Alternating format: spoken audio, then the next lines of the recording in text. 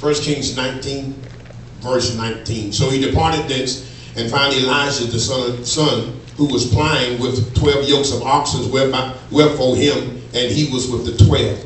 And Elijah passed by him and cast his mantle upon him.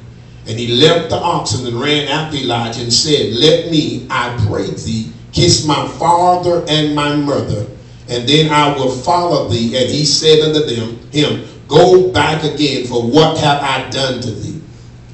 And he journeyed back from him and took a yoke of oxen and slew them and boiled their flesh with an instrument of the oxen and gave unto him to the people, and they did eat.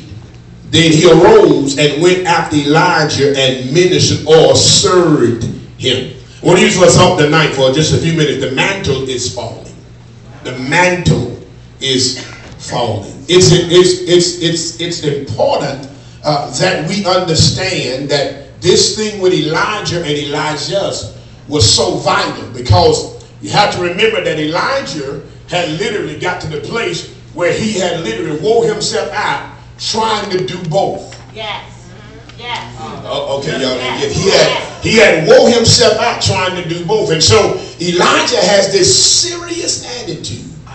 And he has this attitude because he says to God in an attitude, ain't nobody doing this with me. Jesus. And God said, no, I still got folk that's not bowing down. The Bible says when this was over, you have to remember, it's when the Bible says when Elijah literally does this thing with Ahab and Jezebel. The Bible said once this thing is over, when he gets worried that, watch this, that Jezebel said that she was going to kill him, he run. Now some folk teaches that the reason why he run because he was tired. But that's not scripture.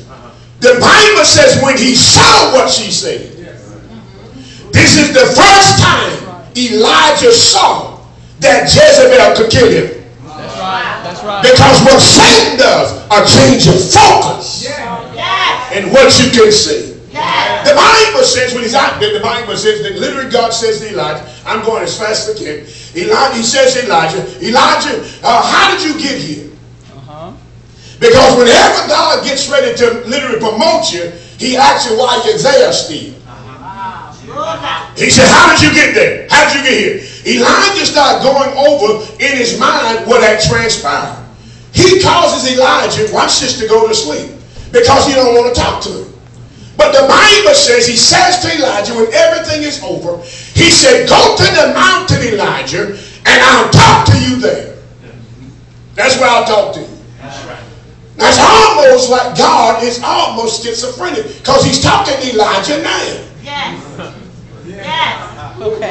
Yes. He's talking to Elijah right now, but he says to Elijah, go to the mountain and I'm going to talk to you there. Elijah goes to the mountain, and literally when he gets to this mountain, all of a sudden the Bible says God, watch this, the fire comes and God is not in the fire. The wind comes and God ain't in the wind. That's right. The earth shakes and God ain't in the earthquake. Yeah. Watch this, dear my mama, these are the three ways God, Elijah knew how God would move. Whenever God gets ready to usher in a new assignment, he introduces himself a brand new. Yes. The problem with the church is that we get stuck. We stay on what was moving. And the thing about that is sometimes God can be finished. Yes. My rule is even though it could still be working, he still could be finished. Because residue, that's right, can still move it. That's it. The Bible says that literally these three ways he knows God. But the Bible is clear when it says, man to God, God ain't in nothing Elijah knew him about. The fourth way God comes to Elijah, which is brand new, he comes in this still small voice and say, Elijah, how did you get here? How did you get here? Elijah started going over the same thing. And God said, I tell you what I need you to do. I need you to go back down from this mountain. Because when I finish with you, you're going to have some power. I want you to go back down off this mountain. And when you go back down, I want you to anoint 3 kings. And I want you to anoint your successor. Yes. Yes. All right. This is the first time that Elijah hears that he has a successor. Amen.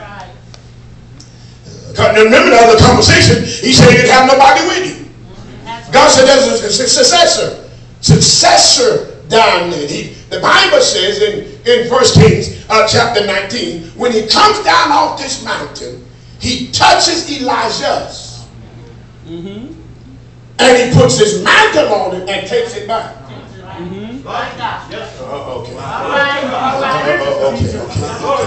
Okay. He puts the mantle on it and takes it back.